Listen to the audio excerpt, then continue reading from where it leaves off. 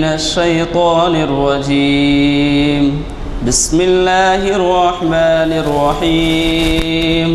إنا فتحنا لك فتحا مبينا ليغفر لك الله ما تقدم من ذنبك وما تأخر ويتم نعمته عليك ويهديك صراطا مستقيما وينصرك الله نصرا عزيزا.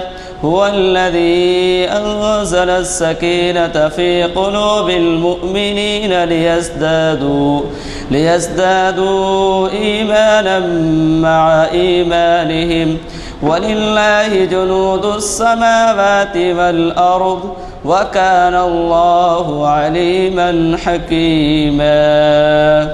صدق الله العظيم.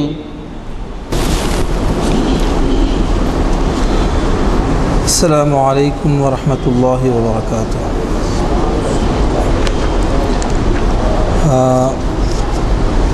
میرا نام محمد فرید اللہ شریف قادری ہے. میں سالار جنگ میوزیم میں شعبہ مخطوطات میں بحیثیت ریسرچ اسسٹنٹ جو ہے کارمند ہوں.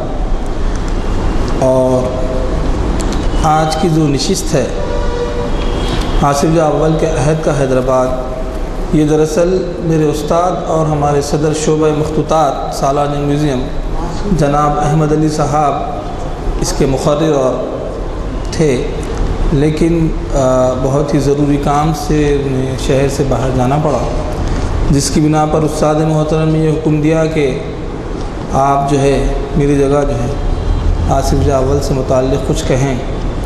میں ایک چھوٹا سا طالب علم ہوں فارسی زبان کا. میں جامعہ عثمانیہ سے فارسی زبان میں پی ایچ ڈی کر رہا ہوں.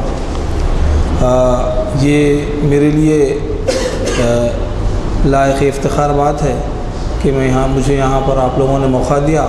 اس سے پہلے بھی میں نے شریعت انفارمیشن سے متعلق 2 لیکچرز یہاں پہ میں نے دیے ہیں، اور میرا موضوع زیادہ تر وہی ہوتا ہے. تاریخ کا میں طالب علم نہیں ہوں، لیکن کوشش کروں گا کہ کچھ لب کشائی کروں. چنانچہ ہم اس محفل کا آغاز خدا کا شکر، اللہ رب العالمین کا شکر اور رسول اللہ صلی اللہ علیہ وسلم کے شکر سے کرتے ہیں، کیونکہ اللہ تعالیٰ نے ہم کو اشرف المخلوقات انسان نے بنا کیا ہے. یہ اس کا بڑا عظیم اور بہت ہی احسان ہے ہم پر. وہ چاہتا تو ہم کہیں پر بھی ہوتے، لیکن اس نے نہ صرف ہمیں انسانوں میں پیدا کیا، اس کے ساتھ ساتھ ہمیں اور عزت بخشی، ہمیں شرف بخشا کہ اس امت میں پیدا کیا کہ جس امت میں پیدا ہونے کے لیے انبیاء نے دعائیں کی ہیں. تو ہم اللہ کا شکر ادا کرتے ہوئے بارگاہ رسالت مآب صلی اللہ علیہ وسلم میں ایک بار درود کا ہدیہ پیش کرتے ہیں. اللہم صلی علی سیدنا محمد وعلی آل سیدنا محمد وبارک وسلم.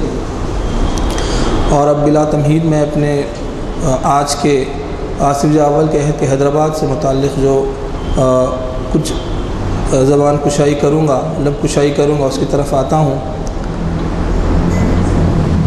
آصف جاہ اول نظام الملک نواب میر قمر الدین خان بہادر، ان کے جو خطابات ہیں: یمین السلطنت، رکن السلطنت، جملۃ الملک، مدار المہام، نظام الملک، خان دوران، نواب میر غازی الدین خان صدیقی بیافندی بہادر، فتح جنگ، سپہ سالار، نواب صوبے دار دکن. ان کی جو حکومت رہی، خاص طور سے دکن میں جب آئے بحیثیت صوبے دار، یہ 30 جولائی 1724 عیسوی سے 1 جون 1748 تک انہوں نے بحیثیت صوبے دار دکن یہاں پر جو ہے خدمات انجام دی. اور اپنی حیات کے آخری لمحات تک انہوں نے اپنے آپ کو بادشاہ کہلانا منظور نہیں کیا، سوائے اس کے کہ مغلوں کے صوبے دار. باوجود اس کے کہ ان کو جو ہے محمد شاہ کی طرف سے یہاں کی جو ہے حکومت عطا کی گئی تھی، لیکن انہوں نے بادشاہ کہلانا پسند نہیں کیا. صرف وہ بحیثیت آصف جاہ نظام الملک کی حیثیت سے اور صوبیدار دکن کی حیثیت سے، اور مغلوں کے ایک وفادار خان، ان کا جو سلسلہ نسب تھا وہ ان کے والد و بزرگوار بھی جو ہے مغلیہ سلطنت میں اعلیٰ عہدوں پر خدمت گزار تھے، اس کو انہوں نے اپنی آخری سانس تک باقی رکھا اور وفاداری کی اعلیٰ معیار کو جو ہے انہوں نے قائم کیا۔ ان کے جو ازواج تھے ان کی زندگی میں ایک تھی عمدہ بیگم، اس کے علاوہ سعید النساء بیگم، اور ایک تھی گوتم ویلوری۔ اس سے گوتم ویلوری سے مزید تحقیق جو ہے طلب ہے۔ اس کے علاوہ ان کے 6 بیٹے اور 7 بیٹیاں تھیں۔ والد کا نام نواب غازی الدین خان فیروز جنگ اول صدیقی بیافندی بہادر، اور شہنشاہ شاہجہاں کی طرف سے ان کے والد کو فرزند ارجمند کا خطاب بھی سرفراز ہوا تھا۔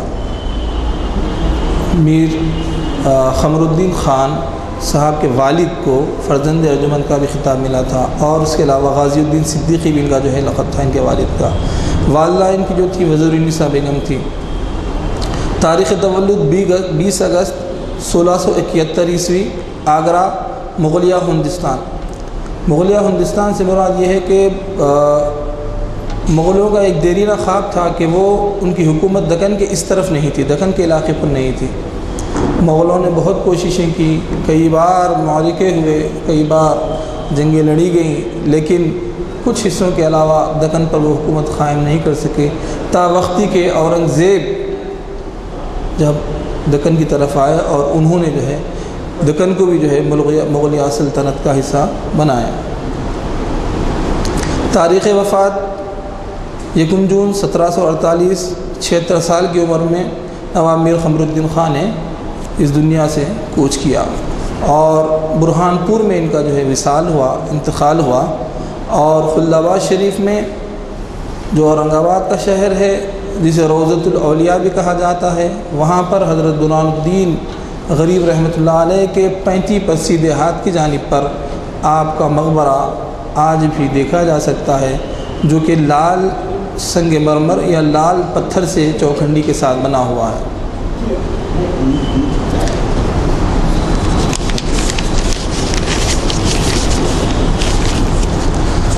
آصف جاہ اول نظام الملک نواب میر قمر الدین خان آصف جاہ اول، اور نظام اول بھی جو ہے انہیں کہا جاتا ہے۔ نظام الملک آصف جاہ اول میر قمر الدین خان کے آبا و اجداد کا تعلق ترکستان سے تھا۔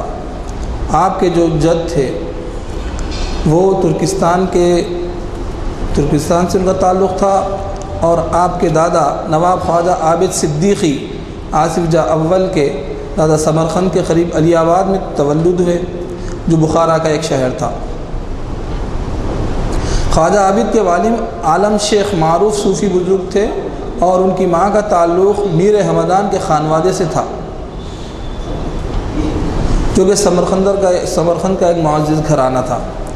آصف جاہ اول میر قمر الدین خان بہادر کا سلسلہ نسب شیخ شہاب الدین سہروردی رحمۃ اللہ علیہ تک پہنچ کر خلیفہ اول حضرت ابوبکر صدیق رضی اللہ تعالیٰ عنہ سے ملتا ہے۔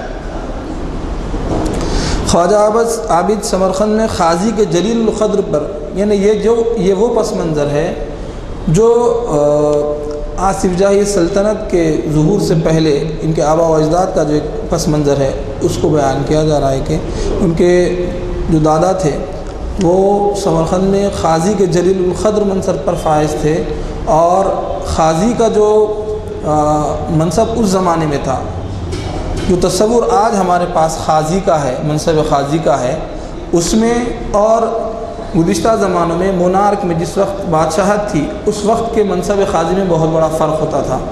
اس وقت کے قاضی سے متعلق یہ ہے کہ وہ مذہب امور کے متعلق ذمہ دار ہوتے تھے، اور ان کو شیخ الاسلام بھی کہا جاتا تھا۔ تو جتنے بھی اسلامی مملکتیں تھیں تو وہاں پر جو بھی قضیے ہوتے، جو بھی معاملات لوگوں کے درمیان میں ہوتے، اس کے سارے فیصلے قاضی ہی کے تحت ہوتے تھے۔ آج کی طرح قاضی صرف نکاح پڑھانے تک اور طلاق اور شادیوں کے معاملے تک محدود ہے، ویسا نہیں تھا۔ تو آپ کے دادا خواجہ عابد جو ہے عابد صدیقی، وہ سمرقند میں قاضی کے جلیل القدر منصب پر فائز تھے۔ پہلی مرتبہ وہ ہندوستان 1655 میں پہلی مرتبہ نواب میر حمد الدین خان صدیقی صاحب کے دادا 1655 عیسوی میں اپنے سفر حج کے دوران ہندوستان کو آئے، اور اس وقت یہاں پر مغلیہ سلطنت کے تخت پر شاہ جہاں تخت نشین تھے، اور انہوں نے دربار شاہی میں بازیابی حاصل کی، اور ان کے علم و فضل سے شاہ جہاں بہت متاثر ہوا، اور وہ چاہتا تھا کہ آپ جیسے صوفی منش اور صوفی صفت اور بہادر لوگ اس کی دربار میں ہوں، تو اس نے ان کو عہدہ بھی پیش کیا، لیکن انہوں نے اس وقت اس عہدے کو قبول نہیں کیا، بلکہ یہ کہہ کر رخصت حاصل کر لی کہ میں سفر حج پر ہوں، عازم حج ہوں، چنانچہ جب انشاءاللہ اگر حج سے واپس آؤں گا تو اس وقت آپ کی خدمت انشاءاللہ قبول کروں گا۔ اس وقت محمد شہنشاہ شاہجہاں مغلیہ سلطنت کے تخت پر فائز تھا۔ دربار میں ان کی حاضری اور ان کے علم و فضل نے شہنشاہ شاہجہاں کو بہت متاثر کیا، اور ان کی بڑی قدر و منزلت کی گئی، اور عنایات شاہی سے نوازا گیا، اور مغلیہ سلطنت کے دربار میں منصب 4 صدی اور شہزادہ اورنگزیب کی اتالیق پر مامور کیا گیا، جس کو نواب خواجہ عابد نے حج سے واپسی پر قبول کیا۔ وہ ایک صوفی بھی تھے اور میدان جنگ کے شہ سوار بھی تھے۔ حج سے واپسی پر ان کو منصب 4000 اور 500 سوار عطا کیا گیا، اور خان کے خطاب سے بھی نوازا گیا۔ چنانچہ یہ جو خان ہوتا ہے، عموماً سلطنتوں میں جو خان کا لقب ہے وہ ایک ٹائٹل ہے، ایک عہدہ ہے۔ اب جس طرح آج بعض لوگ پٹھان ہیں، اور ہمارے پاس حکومت میں جو ہے ان پٹھانوں کو اور سادات کو اور دیگر حضرات کو جو ہے ریزرویشن نہیں ملتا، لیکن اس زمانے میں جو خان تھے، خطابی خان جس طرح یہ تھے، حالانکہ یہ لوگ حضرت ابوبکر صدیق رضی اللہ تعالیٰ کے خانوادے کے لوگ تھے، لیکن خان مغلیہ سلطنت میں ایک عہدہ تھا۔ اس سے پہلے تیموریوں کے پاس اور ہلاکو خان کے پاس بھی یہ عہدہ تھا جو خان کے طور پر دیا جاتا تھا۔ اورنگزیب نے جب تخت نشینی کی جنگ جیت لی، یعنی شہنشاہ شاہجہاں کے انتقال کے بعد بھائیوں میں رساکشی سلطنت سے متعلق ہوئی، اور پھر بالآخر جو بھی معاملات ہوئے، اورنگزیب نے تخت کو حاصل کر لیا اور شاہجہاں کا جانشین مقرر ہوا۔ اس کے بعد جب تخت نشین ہوا تو خواجہ عابد کو اجمیر اور ملتان کا گورنر مقرر کیا گیا۔ اب تک تو ان کو 4000 منصب اور خان کا خطاب ملا ہوا تھا، اور خود اورنگزیب کے اتالیق بھی تھے، لیکن جب اورنگزیب نے تخت سنبھال لیا تو اس نے ان کو گورنر مقرر کیا اجمیر اور ملتان کا، اور خطاب خلیج خان سے سرفراز کیا۔ خلیج خان بھی ایک خطاب تھا جو کہ اورنگزیب کی طرف سے نواب میر حمد الدین خان کے دادا کو عطا ہوا، اور 30 جنوری 1687 کو گولکنڈے کے محاصرے کے دوران قطب شاہی فوج سے جنگ میں لڑائی کے دوران توپ کا ایک گولہ ان کے داہنے شانے پر لگا خواجہ عابد صدیقی کے، اور اسی زخم میں اور اسی کی علالت میں انہوں نے وہیں پر انتقال کیا۔ 2 یا 3 دن بعد ان کا انتقال ہو گیا، اور حمایت ساگر کے پاس آج بھی ان کا مقبرہ موجود ہے۔ حالات خراب ہے لیکن ان کا مقبرہ وہاں پر موجود ہے۔ خلیج خان نواب خواجہ عابد کے 5 بیٹے تھے۔ اب یہاں تک ان کے دادا نواب میر حمد الدین خان، جسے ہم جو ہے آصف جاہ اول کے نام سے جانتے ہیں، ان کے دادا کا یہاں پر جو ہے خاتمہ ہو کر آگے ان کے بعد کی نسل کا آغاز ہو رہا ہے۔ خلیج خان نواب خواجہ عابد کے 5 بیٹے تھے، اور ان کے سب سے بڑے بیٹے شہاب الدین خان، غازی الدین خان فیروز جنگ اول،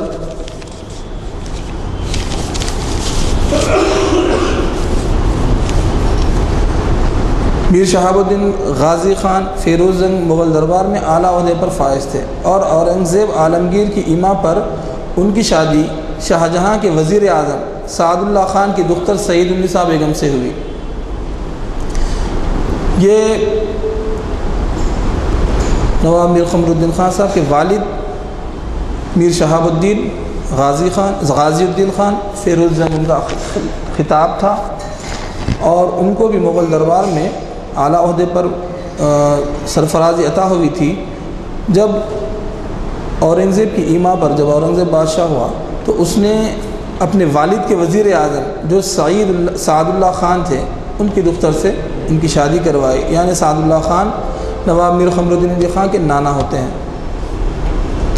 میر قمر الدین خان صدیقی بایافندی 20 اگست 1671، ان کے والد سے متعلق زیادہ تفصیلات ہمیں دستیاب نہیں ہوتی ہیں، نواب میر قمر الدین خان کے والد سے متعلق۔ میر قمر الدین خان صدیقی بایافندی 20 اگست 1671 کو آگرہ میں تولد ہوئے۔ اورنگزیب عالمگیر نے ان کا نام میر قمر الدین خان رکھا۔ اب جب ہم آصف جاہ صابع اور محبوب علی خان سے متعلق نام سنتے ہیں تو ان کے ناموں میں علی بھی آیا ہے، نواب میر محبوب علی خان، نواب میر عثمان علی خان بہادر، تو یہ علی ان کے خاندان کا نام نہیں ہے۔ علی جو ان حضرات کے بعد کے بادشاہوں کے ناموں میں داخل ہوا ہے، یہ سمجھا جاتا ہے جب دکن میں قطب شاہی دور میں بھی اہل تشیع حضرات کا بہت زیادہ زور تھا اور سلطنت کے امور میں ان کو بڑا عمل دخل تھا، چنانچہ اسی وجہ سے شاید ہو سکتا ہے کہ آگے کے بادشاہوں نے اپنے ناموں میں علی کے نام کو جو ہے داخل کیا ہے۔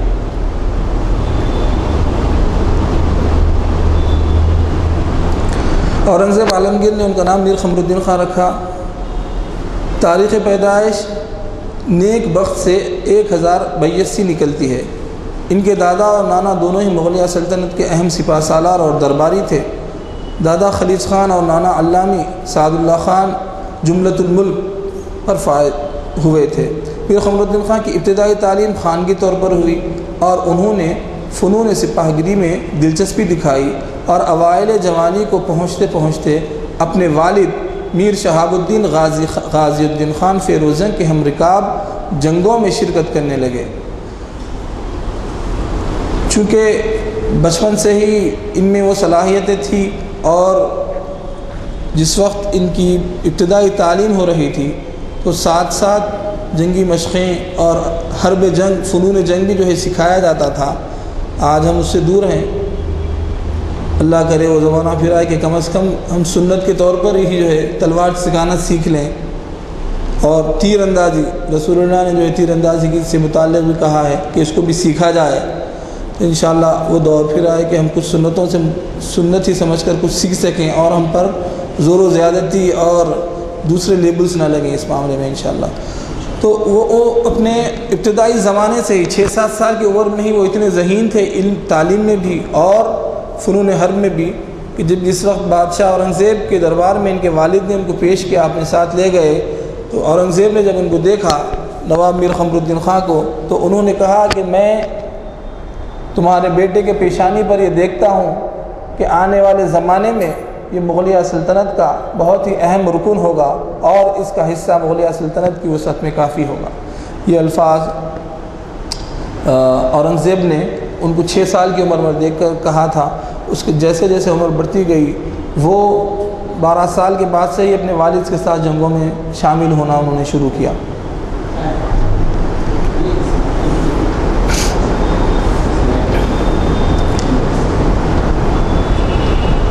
سترہ سال کی عمر میں 1688 میں ادونی کے قلعے پر اپنے والد کی معیت میں فتح حاصل کی اور ان کو اس موقع پر منصب 2000 اور 500 سوار اور اعلیٰ نسل عربی گھوڑا عطا کیا گیا۔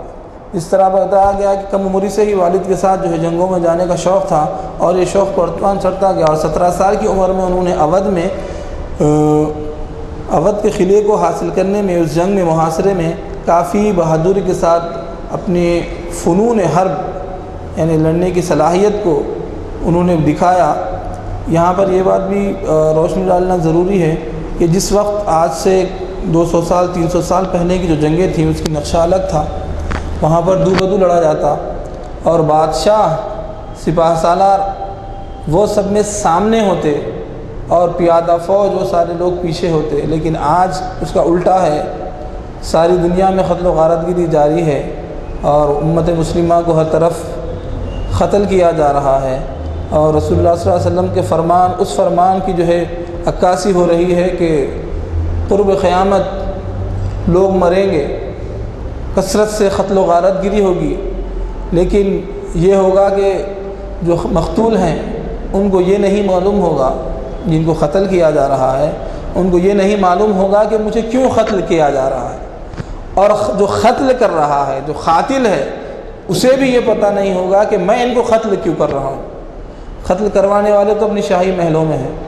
بہرحال تو اس زمانے کی جو جنگیں ہوتی تھی دو بدو ہوتی تھی، پہلے ایک ایک کر کے جو بہادر جو پہلوان ہوتے دونوں طرف کی فوجوں میں لشکروں میں وہ آپس میں لڑتے، اس کے بعد پھر آہستہ آہستہ جنگ گرم ہوتی اور پھر عام حملہ جو ہے شروع ہو جاتا۔ چنانچہ نواب قمر الدین خان نے بھی اپنی بہادری کے جوہر دکھاتے ہوئے اودھ کے محاصرے کے دوران کافی دشمنوں کو تہ کیا، اور اس کے بعد ان کو منصب عطا کیا گیا 2000۔ یہ 2000 اور جو منصب ہے اس سے مراد یہ ہوتا تھا کہ ان کے انڈر میں 2000 فوجیوں کو دیا جاتا تھا، اور اس پر وہ اس کے کمانڈر ہوتے تھے، اور پھر ان 2000 فوجیوں کی تمام تنخواہیں، ان کے رہنے کھانے کا انتظام اور ان کی چھٹیاں جو ہوتی، یعنی لشکر میں جو 2000 آدمی ہوتے تو ان کو وقتاً فوقتاً ان کو چھٹی بھی دی جاتی تھی، جس طرح آج بھی رائج ہے۔ وہ تمام تر ذمہ داری اس سپہ سالار پر، اس منصب 2000 کا جو ذمہ دار ہے اس پر وہ ساری ذمہ داریاں عائد ہوتی تھی، جس میں 500 سوار سے مراد گھوڑوں کی بھی ایک فوج ہوتی تھی، ٹکڑی ہوتی تھی، وہ بھی اس میں 500 سوار گھوڑے بھی انہیں دیے گئے، اور ایک عربی نسل کا اعلیٰ گھوڑا بھی خاص طور سے ان کو مرحمت کیا گیا۔ اس کے بعد پھر 19 سال کے تھے تب اورنگزیب عالمگیر نے میر قمر الدین خان کو چیل فتح خان کا خطاب سے نوازا۔ ان کے دادا کو بھی خلیج خان کا خطاب دیا گیا تھا۔ پھر اب ان کو 19 سال کی عمر میں اورنگزیب کی طرف سے چیل فتح خان کا جو ہے خطاب دیا گیا تھا، جس کے معنی چھوٹی تلوار کے ہوتے ہیں، اور ایک مادہ ہاتھی عطا ہوئی۔ اور پھر 20 سال کی عمر میں واگن گیرا کے قلعے کے محاصرے کے دوران ایک حملے میں آصف جاہ اول کے گھوڑے کی 3 ٹانگوں کو کاٹ دیا گیا، لیکن آصف جاہ اول میر قمر الدین خان اس حملے میں بہادری سے لڑے اور اس حملے کو فروغ کیا، جس کی بنا پر ان کو چین خلیج خان کا بھی خطاب دیا گیا۔ پہلے چین فتح خان کا خطاب دیا گیا، پھر چین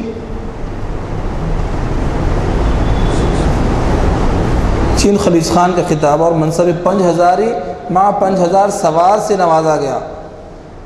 2000 منصب کے بعد 5000 منصب دیا گیا، یعنی ان کے تحت 5000 کا لشکر ان کے تحت تھا، اور اس میں اس سے پہلے جو 500 سوار گھوڑوں کا بھی شامل تھے، اس میں جو ہے 1000 کر دیا گیا ان کو، اور 15000 درہم اس وقت دم کہتے تھے، 15000 دیے گئے، اور ایک مرصع ہاتھی عطا کیا گیا۔ مرصع ہاتھی سے مراد یہ ہے کہ ہاتھی ایک تو سیدھا سادہ ہوتا تھا، جس میں عام سپاہ سالار بھی بیٹھتے یا لشکر کے لوگ بیٹھتے، اور ایک مرصع ہوتا تھا جس پر بیٹھنے کے لیے جو زین وغیرہ لگاتے وہ سونے چاندی کی بنی ہوتی تھی، یہاں پر اسی کا ذکر کیا گیا ہے۔ پھر 26 سال کی عمر میں سپاہ سالار مقرر کیے گئے، اور پھر بیجاپور اور کرناٹک کی صوبے داری عطا ہوئی۔ اورنگزیب عالمگیر کے انتقال کے بعد ان کی وصیت کے مطابق اورنگزیب کے جنازے کو خلد آباد لایا گیا۔ تب آصف جاہ اول میر قمر الدین خان نے بیجاپور سے خلد آباد پہنچ کر بادشاہ اورنگزیب کو سپرد خاک کیا اور اپنے ہاتھوں سے مٹی دی۔ یعنی یہ بات اس کا اظہار ہے کہ بادشاہ سے ان کا کس قدر قرب تھا، اور ان کا اعتماد، شہنشاہ کا اعتماد اپنے وزیر پر کس قدر تھا۔ وہ نہ صرف میر قمر الدین علی خان نہ صرف ایک بہادر سپاہی تھے، اور نہ صرف انہوں نے مغلیہ سلطنت کی آخری شہنشاہ اور اس کے بعد کے جو حالات رہے اس میں مغلیہ سلطنت کو بچانے میں اور اس دور کے اٹھتے ہوئے فتنوں کو فروغ کرنے میں کافی اہم اپنا کردار ادا کیا۔ اس کے ساتھ ساتھ وہ ایک خدا ترس جو ہے اللہ کے بندے بھی تھے اور پابند شریعت بھی تھے۔ اس کا اظہار اس سے ہوتا ہے کہ بادشاہ نے یہ وصیت کی اورنگزیب نے کہ مجھے سپرد خاک آصف جاہ کریں، یعنی قمر الدین علی خان کریں۔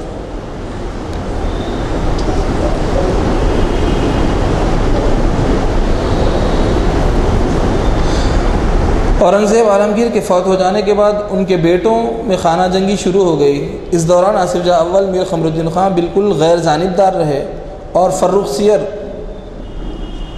جو اورنگزیب کے صاحبزادے تھے، انہوں نے بالآخر اپنے آپ کو اورنگزیب کا جانشین مقرر کیا اور اعلان کیا بادشاہت کا۔ فرخ سیر اورنگزیب کا جانشین مقرر ہوا اور اس نے آصف جاہ اول کو بہار کی صوبیداری سونپنی چاہیے، مگر آصف جاہ اول نے اس وقت جو حالات دہلی میں تھے، چاروں طرف سے سازشیں رچی جا رہی تھیں، کیونکہ اب مغلیہ سلطنت میں کوئی ایسا اہم ستون باقی نہیں تھا جو کہ اتنی عظیم سلطنت کو بحسن خوبی نبھا سکے، انجام دے سکے۔ چنانچہ میر قمر الدین علی خان دیکھ رہے تھے کہ حالات ہر روز دگرگوں ہو رہے ہیں، اور وہ نہیں چاہتے تھے کہ وہ اس پرآشوب حالات کو چھوڑ کر دہلی سے کہیں جائیں۔ چنانچہ انہوں نے اس صوبیداری کو قبول کرنے سے اعتراض کیا اور دہلی میں گوشہ نشین ہو گئے، کسی سے ملتے نہیں تھے اور بہت ہی باریک نظر سے دربار کے حالات کو دیکھ رہے تھے۔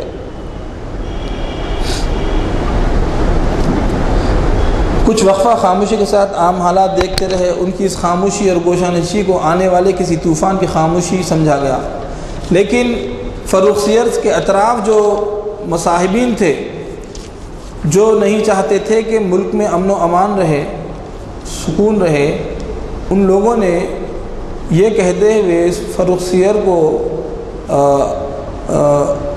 ورغلایا کہ یہ پتہ نہیں یہ کیا چاہتے ہیں، کیوں نہیں جا رہے ہیں۔ بادشاہ سلامت کی صوبیداری عطا کرنے کے باوجود وہ دہلی میں ہی رکے ہوئے ہیں، تو سمجھ میں نہیں آ رہا کہ یہ چاہتے کیا ہیں، ان کا مقصد کیا ہے۔ یعنی وہ یہ باور کرانا چاہتے تھے فرخ سیر کے مصاحبین کہ کہیں نواب میر قمر الدین خان کی نظر تخت شاہی پر تو نہیں ہے۔ ان باتوں میں آ کر فرخ سیر نے دباؤ ڈالا، اصرار کیا، چنانچہ ان کو دوبارہ مالوا کا صوبیدار بنایا گیا اور وہ نہ چاہتے ہوئے بھی دہلی سے روانہ ہو گئے۔ آصف جاہ اول نظام الملک کے دہلی سے جانے کے صرف 15 دن بعد ہی رات کے وقت بادشاہ فرخ سیر پر حملہ کیا گیا اور اس کو قتل کر دیا گیا۔ فرخ سیر کے بعد اورنگزیب کے 18 سالہ بیٹا محمد شاہ کو جانشین بنایا گیا، لیکن امور سلطنت میں کافی بگاڑ آ گیا تھا اور دشمنوں کی سازشیں عروج پر تھیں۔ آصف جاہ اول نظام الملک میر قمر الدین خان پر یہ ساری سازشیں عیاں تھیں اور وہ درباری نظام میں شاہجہاں کے دور کے مانند اصلاحات لانا چاہتے تھے، لیکن درباریوں نے محمد شاہ کے کان بھر دیے، جس کی وجہ سے نظام الملک آصف جاہ اول نے 1724 میں اپنی خدمات سے استعفیٰ دے دیا۔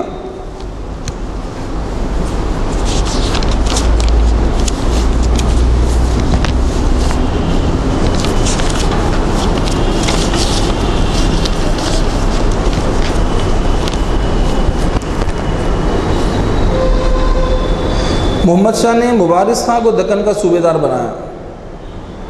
نظام الملک اورنگ آباد کی طرف چل پڑے۔ نظام الملک آصف جاہ اول کا خطاب بھی تھا۔ نظام الملک اورنگ آباد کی طرف چل پڑے۔ مبارز خان سے شکر کھیڑ کے مقام پر 11 اکتوبر 1724 عیسوی کو ان کا زبردست مقابلہ ہوا۔ مبارز خان مارا گیا۔ یہ فیصلہ کن جنگ دکن کی تاریخ میں بڑی اہمیت رکھتی ہے، کیونکہ عملی اعتبار سے آصفیہ خاندان کی خود مختاری کی یہ پہلی نشانی تھی۔ اس لحاظ سے سلطنت آصفیہ کی تاریخ تاسیس 23 محرم 1137 ہجری مطابق 11 اکتوبر 1724 قرار پاتی ہے۔ شکر کھیڑ کی فتح کے بعد نظام الملک اورنگ آباد گئے اور پھر اورنگ آباد سے حیدرآباد جا کر عبداللہ قطب شاہ والی گولکنڈہ کے بنائے ہوئے گوشہ محل کے باغ میں قیام کیا۔ محمد شاہ بادشاہ دہلی نے از راہ تالیف قلب نظام الملک کو آصف جاہ کا خطاب عطا کیا۔ اس وقت تک جس وقت وہ دکن کی طرف آئے ہیں، مبارز خان سے جنگ ہوئی، مبارز خان مارا گیا، اس وقت ان کے لقبوں میں آصف جاہ کا لقب نہیں آیا تھا۔ نظام الملک کہے جاتے تھے، نواب میر قمر الدین خان کہے جاتے تھے۔ اب یہاں پر محمد شاہ نے، جو وہ کافی کم عمر تھا، وہ شاید یہ وہ سمجھتا تھا کہ اب جب وہ دکن کے خود مختار ہو جائیں گے اور مغلیہ سلطنت کی جو تابعداری ہے شاید اس سے دستبرداری حاصل کریں گے، اس لیے نظام الملک نواب میر قمر الدین علی خاں کی دلجوئی کے لیے ان کو آصف جاہ کا جو ہے خطاب دیا گیا، اور چنانچہ دکن حیدرآباد کے 7 آصف جاہ ہوئے، اسی لیے ان کو آصف جاہ اول کہا جاتا ہے۔ اور پھر جب اورنگ آباد وہ واپس گئے اس معرکے کے بعد اور وہاں کے حالات کو درست کرنے کے بعد جب دکن آ رہے تھے، کہا جاتا ہے کہ راستے میں اپنے لشکر سے بچھڑ گئے اور راستہ بھول گئے، چنانچہ وہ جا رہے تھے راستہ بھول گئے، تبھی ایک کٹیا نظر آئی یا ایک اس دور میں جو مکانات ہوتے تھے ویسا دور ایک گھر نظر آیا، وہ وہاں پر پہنچے اور آواز دی تو اندر سے ایک شخص نکلے جو پیرانہ سال تھے اور کافی نورانی شکل ان کی تھی، کہا جاتا ہے کہ وہ شاہ عنایت تھے، اور ان سے نواب قمر الدین خان نے کہا کہ میں فلاں ہوں اور میں اپنے لشکر سے بچھڑ گیا ہوں، سفر میں بھی ہوں، بھوکا ہوں۔ چنانچہ وہ اپنے میزبانی میں ان کو روٹیاں دی، تو چونکہ یہ ایک اعلیٰ صفت آدمی تھے نواب قمر الدین خان نے، انہوں نے کچھ 1 یا 2 روٹی کھا کر رک گئے، تو شاہ عنایت نے کہا کہ نہیں، کھا اور کھا۔ چنانچہ انہوں نے 1-2 اور کھائی، اس طریقے سے انہوں نے 7 روٹیاں کھائیں۔ جب انہوں نے 7 روٹیاں کھا لیں اور شاہ عنایت کا شکریہ ادا کیا کہ آپ نے اس مسافر کو کھانا کھلایا، روٹی کھلایا، آپ کا شکر و احسان، تو انہوں نے کہا کہ تو نے 7 روٹیاں کھائی ہیں، جا تیری پشت میں 7 پشتوں میں بادشاہ ہوں گے، تیری 7ویں نسل تک بادشاہ ہوں گے، اس طریقے سے کہا جاتا ہے۔ چنانچہ جب وہ دکن آئے اور پھر محمد شاہ والی دہلی کی طرف سے جو کہ اورنگزیب کے صاحبزادے تھے، انہوں نے آصف جاہ کا خطاب سے ان کو نوازا اور اجازت دی کہ جب تک چاہیں دکن میں رہیں اور جب جی چاہے وکیل کی حیثیت سے دہلی آ جائیں۔ وکیل سے مراد بادشاہ اپنی تمام تر ذمہ داریاں وکیل کے سپرد کر یا تو وہ دوسری مصروفیات میں ہو جاتا ہے، بادشاہ کی زیادہ تر مصروفات اگر بادشاہ خدا ترس نہ ہو تو دنیا کی عیش و عشائش سے جو ہے لطف اندوز ہونے کے لیے ہی یہ وکالت جو ہے دیتا تھا، لیکن جو خدا ترس بادشاہ ہوتا اور اس بادشاہت کو اللہ کی طرف سے امانت سمجھتا، وہ ہمیشہ رعایا کی دلجوئی کی، رعایا کی جو ہے بھلائی میں اور ان کی خدمت میں اپنے آپ کو صرف کر دیتا۔ چنانچہ اگر محمد شاہ نے کہا کہ جب تک تم چاہو دکن میں رہو بحیثیت خود مختار، اور جب جی چاہے دہلی آ سکتے ہو اور تمہیں یہاں پر وکیل کے منصب سے نوازا جائے گا۔ نظام الملک نے اس موقع پر شاہی ملازمت اور اطاعت سے انحراف نہ کیا، بلکہ انتہائی عقیدت و وفاکشی کے جذبات کے ساتھ اردداشت بھیجی۔ انہوں نے نہ تو شاہی اقتدار کا مظاہرہ کیا، نہ بادشاہی لقب اختیار کیا، نہ اپنے نام کا خطبہ پڑھوایا۔ نام کا خطبہ پڑھوانے سے متعلق یہ ہے کہ جب کوئی بادشاہ تخت نشین ہو جاتا تو جمعہ میں جو خطبہ پڑھا جاتا اس خطبے میں بادشاہ کا نام بھی لیا جاتا تھا، جس ملک کا بادشاہ ہوتا اس کا نام بھی لیا جاتا تھا، کیونکہ نظام الملک نے کیونکہ وفا شعار تھے اور اپنے آپ کو صرف مغلیہ سلطنت کا خادم اور صوبے دار ہی کہلانا پسند کیا، بادشاہت کو اختیار کرنا اور بادشاہ کہلانا انہوں نے پسند نہیں کیا، اس لیے انہوں نے اپنے یہاں پر جو دکن میں آنے کے بعد جو خطبے پڑھائے اس میں بھی جو ہے اپنے نام کو انہوں نے داخل نہیں کروایا، نہ اپنا سکہ رائج کیا، بلکہ تخت شاہی دہلی سے وابستگی اور خاندانی ملازمت کا لحاظ رکھتے ہوئے صوبہ دکن کا نظم و نسق صوبے دار کی حیثیت سے اس طرح برقرار رکھا جس طرح خود مختار فرما بردار انجام دیتا ہے۔ ادھر دہلی میں مرکزی حکومت کمزور پڑنے لگی اور مرہٹوں نے حملے شروع کر دیے، کیونکہ بادشاہ نو عمر تھا اور اس کو حکومت کی باغ دوڑ کا اندازہ نہیں تھا اور سیاست میں سے ناواقفیت تھی، لہذا اس موقع کو غنیمت جان کر مراٹھوں نے حملے شروع کر دیے۔ محمد شاہ بادشاہ نے دیکھا کہ تخت و تاج خطرے میں ہے تو اس نے نظام الملک کے فرمان بھیجا کہ وہ دہلی آ کر حالات پر قابو پائیں۔ ان حالات کے مد نظر جب سلطنت دہلی کو بچانے کی کوئی اور صورت نہ دکھائی دی تو آصف جاہ اول نظام الملک نے اپنے بڑے بیٹے ناصر جنگ کو اپنا نائب مقرر کیا اور خود سلطان کے حکم پر 13 مئی 1737 کو دہلی پہنچ گئے۔ نظام الملک نے دہلی پہنچ کر وکیل مطلق کا عہدہ سنبھالا اور نظم و نسق کی بحالی اور شاہی افواج کی تنظیم کے بعد مراٹھوں کی سرکوبی میں مصروف رہے۔ ہوتا یہ ہے کہ جب کوئی اگر سپاہ سالار مضبوط نہ ہو اور قوت ارادی اس کے پاس نہ ہو تو اس کے لشکر میں جو فوجی ہوتے ہیں اگر انتظام صحیح نہ ہو، ان کی تنخواہیں وقت مقررہ پر نہ ملیں اور جو معاملات چھٹی کے ہوتے ہیں وہ برابر نہ ہوں تو وہ آہستہ آہستہ بغاوتیں کرنا شروع کر دیتے ہیں، یا پھر اس لشکر کو چھوڑ کر جو زیادہ طاقتور ہے، جو زیادہ مواقع دیتا ہے، اس لشکر میں جا کر وہ مل جاتے تھے۔ چنانچہ جب وکیل مطلق کے عہدے پر وہ واپس گئے تو انہوں نے سب میں پہلے یہ کیا کہ فوج کو منظم کیا، یعنی جو مس مینجمنٹ اس وقت تھا لشکر میں، جو بھی حالات رہے ہوں گے، چاہے وہ تنخواہوں کی عدم ادائیگی ہو یا پھر وقتاً فوقتاً ان کو انعامات سے نوازا جاتا، تاکہ جو فوج میں جو بہادر ہیں، شجیع ہیں، ان کی دلجوئی کی جا سکے اور ان کو لشکر میں قائم رکھا جا سکے، تاکہ آنے والی آئندہ مورکوں میں وہ اپنی زیادہ سے زیادہ بہادری اور جان فشاری دکھا سکیں۔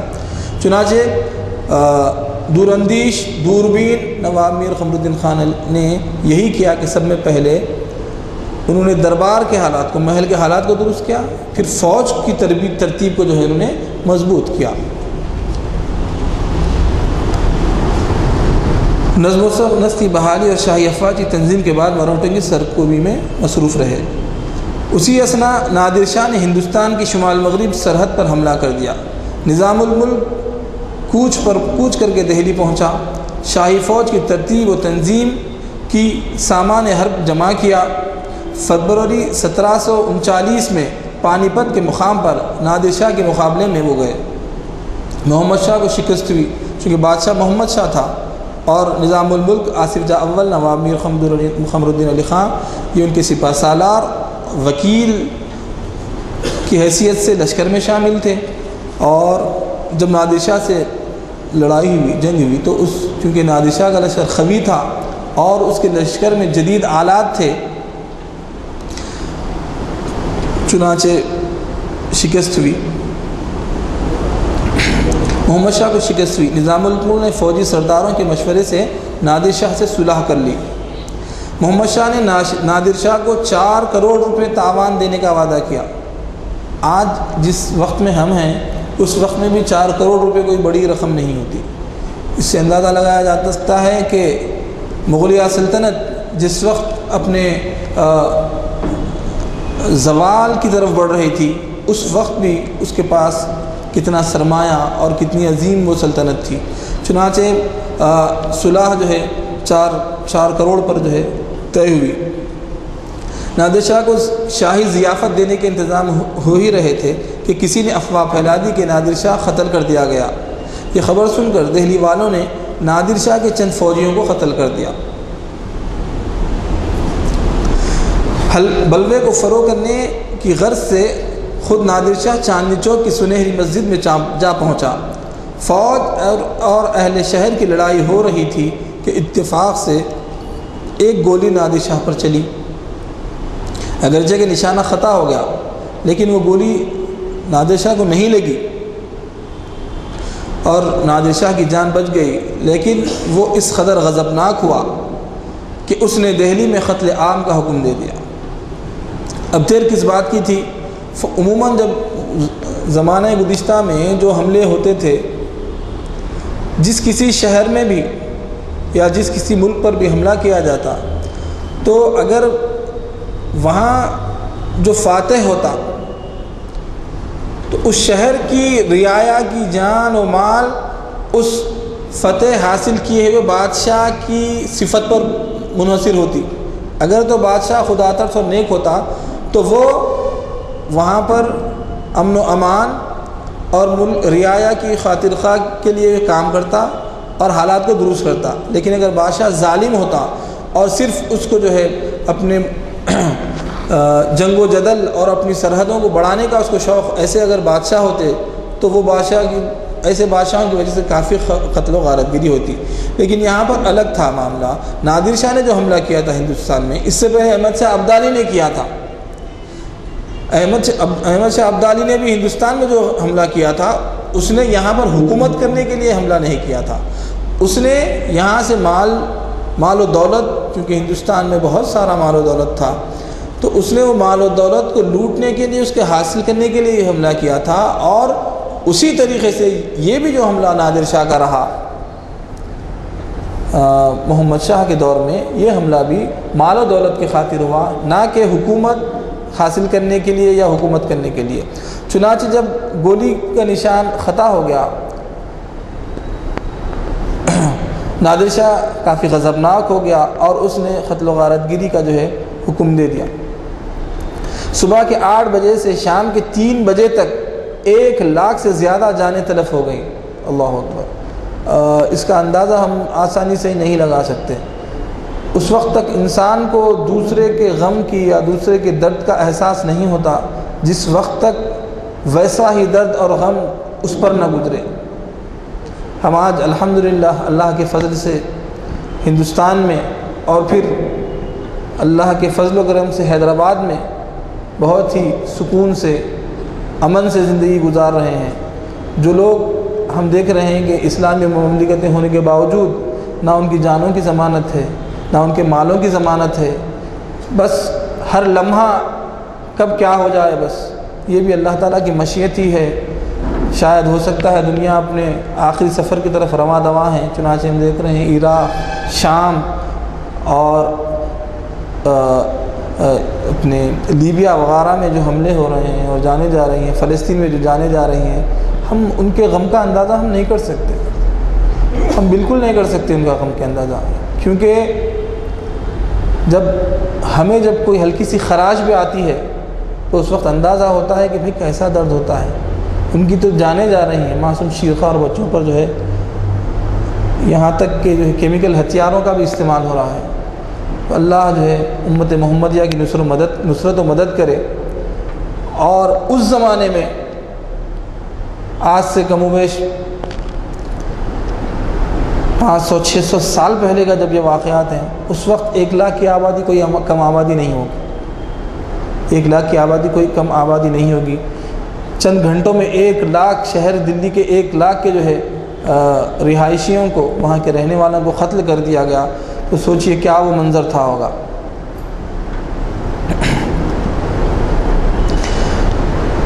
جس میں کئی 3 بجے تک 1 لاکھ سے زیادہ جانیں تلف ہو گئیں، جس میں کئی بے گناہ مرد و عورت اور بچے تہ تیغ ہو گئے۔ شہر کی سڑکیں اور گلی کوچے مردوں سے بھرے پڑے تھے۔ اللہم احفظنا۔ ادھر نظر اٹھتی نعشوں کے ڈھیر لگے ہوئے تھے۔ گھر گھر کو حرام مچا ہوا تھا۔ ایسے نازک اور نفسا نفسی کے عالم میں خون خوار فاتح کے سامنے جانے کی کسی میں ہمت نہ ہوتی، کسی میں ہمت نہیں تھی کہ وہ نادر شاہ کے سامنے جائے اور یہ کہے کہ اے بادشاہ، تو نے تو یہ ظلم کر رہا ہے، تو یہ ظلم کر رہا ہے۔ ظالم کے سامنے حق بات کہنا اللہ اکبر بہت بڑی بات ہے، اور جو ظالم کے سامنے سچ بات کہتا ہے اللہ تعالیٰ نے اس کے لیے کافی جو ہے خوشخبریاں دی ہیں۔ چنانچہ اس وقت محمد شاہ اور نواب میر قمر الدین علی خان محکوم ہو چکے تھے، یعنی وہ ہارے ہوئے تھے۔ حاکم نادر شاہ تھا اور وہ بہت ہی غیظ و غضب میں تھا۔ ہلاکو بھی جس وقت عراق میں حملہ کیا تو اس نے اپنی نیام سے باہر تلوار نکال دی اور کہا کہ جب تک نیام میں تلوار واپس نہ جائے تم پر عراق والوں کا خون حلال ہے۔ اور تاریخ میں آتا ہے، مورخین لکھتے ہیں عراق میں بھی جو قتل و غارت گری ہوئی اس کی مثال جو ہے نہیں ملتی، وہ بھی بہت بڑی قتل و غارت گری تھی۔ اور کہتے ہیں کہ دجلہ کا سارا پانی انسانی خون، اور اس وقت بغداد علوم اسلامیہ کا جو ہے مسکن تھا، ساری دنیا کا دارالخلافہ تھا علوم اسلامیہ میں، اور ایسی ایسی نادر اور نایاب کتابیں اس وقت جامعہ بغداد میں موجود تھیں جو ہلاکو نے ساری جو ہے کہ ساری کی ساری جو ہے ندیوں میں بہا دی۔ اور اس وقت بھی جب ہلاکو کا جو ہے حملہ چل رہا تھا، قتل و غارت گری چاروں طرف پھیلی ہوئی تھی، تو اس وقت بھی بہت سارے علماء و مشائخین موجود تھے، لیکن کسی کی کوئی دعا امن و امان کے لیے قبول نہیں ہو رہی تھی۔ یہ اللہ کی مشیت تھی۔ چنانچہ ہلاکو اپنے گھوڑے پر بیٹھا ہوا، مورخین لکھتے ہیں، تاریخی کتابوں میں موجود ہے کہ جس وقت جامع مسجد بغداد میں گھوڑے پر آیا اور ممبر پہ چڑھ کر اس نے یہ خطبہ دیا، اس کے خطبے کے چند اقتباسات جس کا مفہوم یہ ہے کہ اس نے کہا کہ آج میں تم پر جو مسلط ہوں، میں اللہ کی طرف سے بھیجا ہوا تم پر عذاب ہوں، اس نے یہ کہا۔ اور جامع مسجد بغداد میں اونٹوں کو باندھ دیا گیا، کلام مجید کے صحیفوں کو، قرآن کے نسخوں کو گھوڑوں کے ٹاپوں کے نیچے جو ہے کچلا گیا۔ اللہم احفظنا۔ دیکھیے اللہ تعالیٰ بے نیاز ہے، وہ قادر مطلق ہے، وہ جو چاہے کرے، وہ جو چاہے کرے۔ جب اس نے دیکھا، ہر دور میں ہوتا یہ ہے کہ مسلمان جب دین سے دور ہو جاتے ہیں، اللہ تعالیٰ کی اطاعت اور اس کی فرما برداری سے ہٹ جاتے ہیں، دنیا ہی میں پڑ جاتے ہیں، غفلت میں غافل ہو جاتے ہیں اور سمجھتے ہیں دنیا ہی کو سب کچھ سمجھتے ہیں، تو اس وقت کچھ نہ کچھ اللہ تعالیٰ ایسے حالات پیدا کرتا ہے کہ بندہ، مومن بندہ پھر اللہ کی طرف رجوع ہوتا ہے۔ چنانچہ جب اللہ تعالیٰ نے مسلمانوں کو سکھانا چاہا تو ہلاکو کو بھیجا، اور جب پھر اسلام کی مدد کرنا چاہا تو چند سالوں کے بعد، چند برسوں کے بعد انہی ہلاکو کے خاندان میں سے مسلمانوں کو اٹھایا، اسلام کی توفیق عطا کی، اور انہوں نے پھر ساری دنیا میں جو ہے اسلام اور اسلام کی جو ہے ترویج میں کام کیا۔ اور کہتے ہیں کہ چین میں جو اسلام کی ترویج ہوئی، ہلاکو کے خاندان کے بعض لوگ جو اسلام قبول کیے، انہوں نے ہی جو ہے تبلیغ چین میں کی۔ چنانچہ یہاں پر بھی جو ہے نادر شاہ جو ہے کافی غضب و غضب میں تھا اور قتل و غارت گری چل رہی تھی، کسی میں یہ جرأت نہ تھی کہ اس کے سامنے جائیں اور اس کو روکیں یا اس کو کہیں۔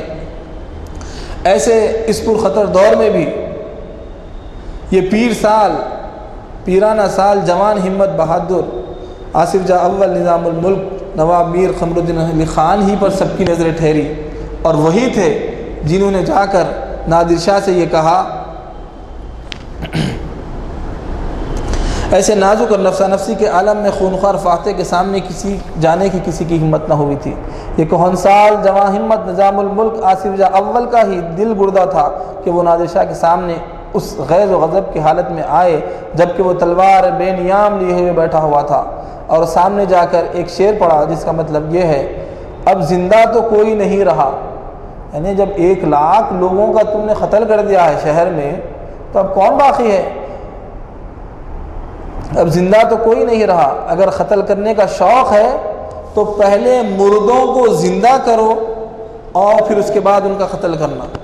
تو سوچئے، اس جملے سے اس وقت کا اندازہ لگتا ہے کہ جو ہلاکتیں ہوئی، جو مسلمان غیر مسلمان جو بھی دلی میں بسنے والے رہنے والے تھے، ان کا جو قتل ہوا، اس کا اندازہ اس شعر سے بھی لگایا جا سکتا ہے کہ کتنی تعداد اس وقت اس حملے میں، اس قتل و غارت گری میں جو ہے ہوئی ہے۔ جب قمر الدین خان نے یہ الفاظ کہے، نادر شاہ نے ہنس کر یہ کہتے ہوئے کہ مجھے تمہاری سفید داڑھی کا لحاظ ہے، تلوار نیام میں داخل کر دی اور نظام الملک سے اخلاق و مہربانی کے ساتھ پیش آیا اور کہنے لگا کہ محمد شاہ والی دہلی کے مقابلے میں تخت دہلی تمہیں زیب دیتا ہے، اور اگر تم چاہو تو میں انتظام کر دوں اور تمہاری حمایت کے لیے فوج کا ایک دستہ چھوڑ جاؤں۔ اگر کوئی اور ہوتا تو وہ شاید یہ چاہتا کہ بھئی تخت دہلی پر فائز ہو جائے اور ہندوستان کی باغ دوڑ اس کے ہاتھ میں آ جائے، لیکن چونکہ ان کا تعلق جس گھرانے سے تھا، وہ صفات جو ان کے اندر تھی وہ ایسا کرنے سے انہیں روک رہی تھی۔ اس پر نظام الملک آصف جاہ نے کہا کہ میں ایسی نمک حرامی نہیں کر سکتا۔ جب نادر شاہ دہلی سے واپس ہوا تو 4 کروڑ روپے نقد و جواہرات کے ساتھ تخت طاؤس بھی لے گیا۔ تخت طاؤس دہلی میں تخت تھا جو کہ مور کی شکل کا بنا ہوا ہے۔ آج یہ تخت طاؤس ایران کے اندر تہران میں جو گزشتہ زمانوں میں محل تھا، آج اس کو میوزیم بنا دیا گیا ہے، وہاں پر ہی موجود ہے۔ نادر شاہ اپنے ساتھ تخت طاؤس بھی لے گیا۔ جب پہلی منزل پر اس نے لوٹ کا مال کا جائزہ لیا تو علاوہ یہ 4 کروڑ کے 80 کروڑ کا اندازہ کیا گیا۔ جو لوٹ کا مال اس نے یہاں سے لے کے گیا، تاوان کے تحت جو 4 کروڑ بھی اس نے لیے، اس کے علاوہ جو مال کا جملہ مالیت کا جو اندازہ قائم کیا گیا تو 80 کروڑ کا بتلایا جاتا ہے۔ مال سے زیادہ جان کا نقصان ہوا۔ دہلی سوگوار تھی، سلطنت کی بنیادیں ہل گئی تھیں، مگر محمد شاہ والی دلی کو عیش و طرب سے فرصت نہ تھی۔ یہی ہوتا ہے وکیل کل کا جو ہم نے بھی بات کی کہ وکیل جب کوئی بادشاہ بنا دیتا ہے اس کا مطلب یہی ہوتا ہے کہ وہ بادشاہ کی ذمہ داریوں سے دور ہو کر دنیائی آشائش جو اس کو حاصل ہیں اس سے لطف اندوز ہو۔ چنانچہ محمد شاہ نے بھی یہی کیا۔ تب نظام الملک نے خیال کیا کہ اسی طرح دکن کا علاقہ بھی، چونکہ وہ وہاں پر گئے تھے، اپنے بیٹوں کو یہاں پر جو ہے نائب مقرر کر دہلی گئے تھے تاکہ حالات کو درست کر سکیں، خیال کیا کہ اسی طرح دکن کا علاقہ بھی چلا جائے گا اور اس طرح مغلوں کی یادگار ہندوستان بالکل مٹ جائے گی۔ اس خیال سے نظام الملک 1740 میں بادشاہ سے اجازت لے کر دکن چلے آئے اور برہانپور پہنچے تو انہیں نواب ناصر جنگ کی بغاوت کی خبر ملی۔ جب انہوں نے بیٹے کو یہاں پر قائم بنا کر گیا، نائب بنا کر وہ جب دلی گئے، چنانچہ واپس آئے تو راستے میں برہانپور پر انہیں یہ اطلاع ملی کہ صاحب آپ کے بیٹے نے تو بغاوت کر دی۔ دیکھیے آپ، دونوں چیزیں سامنے ہیں، دونوں کی صفات سامنے ہیں، یہ بھی وہی ہے ان کے خدمتگار، یہی ان کا بیٹا ہے، لیکن ان کو جو ہے منصب کی، ان کو تخت کی حرص و لالچ نہیں ہے۔ وہ اپنے آپ کو جو ان کا خاندانی جو پیشہ تھا اسی کو وہ اختیار کرنے میں اپنے لیے اعزاز سمجھے، لیکن ان کے بیٹے نے یہاں پر دکن میں جو ہے بغاوت کر دی کہ بھائی میں تو بادشاہ ہو گیا، والد صاحب آپ جائیے، جو کرنا ہے کریے، اب آپ کو تخت نہیں ملے گا۔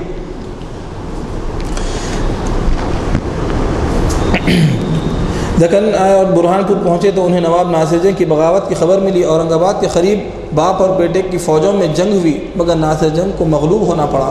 شمالی دکن کے تمام ضروری انتظامات مکمل کر کے نظام الملک نے جنوبی دکن کی طرف توجہ کی اور 1743 میں کرناٹک کا دورہ کیا۔ قلعہ ترچناپلی کو مراٹھوں سے خالی کرایا اور آرکاٹ پر ایک عرصے سے ایک نوایت خاندان صوبے دار تھا۔ اور یہ جو مراٹھوں سے جو جنگ کی انہوں نے، کہا جاتا ہے کہ 1000 سے زیادہ 1026 ان کے پاس، ان کے لشکر میں، نواب میر قمر الدین علی خان کے لشکر میں جو ہے ہاتھی تھے، اور اس میں 500 سے زیادہ ہتھیاروں سے لیس جو خاص طور سے جنگ کے لیے استعمال ہونے والے ہاتھی تھے۔ چنانچہ آرکاٹ پر ایک عرصے سے نوایت خاندان صوبے دار تھا، اس کو بے دخل کر کے شاہ مجنگ کو صوبے دار بنایا اور 1744 میں اورنگ آباد واپس ہوئے۔ 2 سال بعد قلعہ بالکنڈہ بھی فتح ہو گیا۔ اس وقت نظام الملک کی حکومت سارے دکن پر پھیلی ہوئی تھی۔ دریائے تاپتی سے لے کر ترچناپلی تک اور حیدرآباد سے لے کر رامیشور تک، یعنی تقریباً 800 میل لمبا اور 400 میل چوڑا علاقہ آصف جاہی عملداری میں تھا، جس میں 6 صوبے یہ تھے: ایک صوبہ اورنگ آباد، صوبہ خاندیس، تیسرا صوبہ برار، چوتھا صوبہ محمد آباد یعنی بیدر، پانچواں صوبہ بیجاپور، چھٹا صوبہ حیدرآباد۔ ہر صوبے میں کئی اضلاع اور ہر ضلع میں کئی تعلق جات۔ اس سلطنت آصفیہ کی عظمت کا اندازہ ہو سکتا ہے۔ ان دنوں یورپ کے 2 زبردست قوتیں یعنی انگریز اور فرانسیسی اپنے تجارتی مفاد کی خاطر ساحل کارومنڈل پر باہم دشت و گریباں تھے، اور یہ دونوں اپنی بقا کے لیے نظام الملک کا سہارا ڈھونڈتے تھے۔ انہوں نے سیاسی مصلحت کے تحت دونوں ہی سے روابط و اتحاد قائم رکھے تاکہ مرہٹے جنوب کے دور دراز حدود پر قبضہ نہ جما سکیں، لیکن یہ ان دونوں کی تجارتی کشمکش سے بالکل غیر جانب رہے اور کبھی یہ محسوس نہ ہونے دیا کہ ان کی توجہ کس کے حق میں ہے۔ ان کا یہ طرز عمل اور سیاسی تدبر سلطنت کے استحکام میں بہت اہم ثابت ہوا۔